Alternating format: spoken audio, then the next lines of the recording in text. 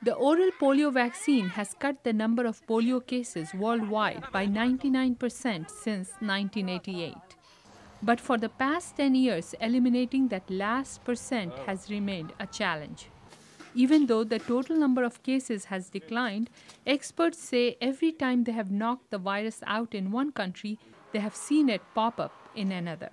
Ellen Ogden is Worldwide Polio Eradication Coordinator for the U.S. Agency for International Development. We have the highest population immunity throughout the entire world right now. We're really talking about just a few districts in a few countries with populations that have been missed for a fairly long period of time, in some cases 3 or 4 years. Certain communities or districts have been missed. So good news is mixed with some continuing concern. Dr. Liam Donaldson, Britain's chief medical officer, is head of the World Health Organization's Independent Monitoring Board for Polio Eradication.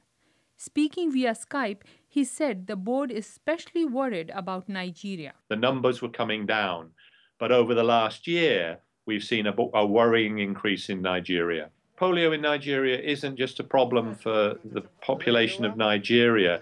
A lot of the outbreaks that have occurred in other parts of Africa have been fed from epicenters in Nigeria. So that's why it's very important, not just for Nigeria, but for other parts of Africa as well.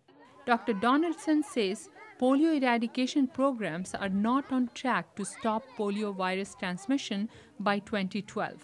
While polio eradication is urgent, Ellen Ogden says these last remaining reservoirs, such as Nigeria and Pakistan, make it difficult to put a date on success. It may not happen in the time frame that we're thinking or in the budget that we're thinking. It may take longer and cost more, but I think that the effort and the nearness merit additional investments by donors and partners, that it's still a little too early to give up on this yet. We haven't really done everything we can do.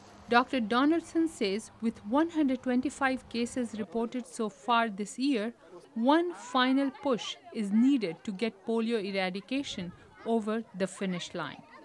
Vidushi Sinha, VOA News, Washington.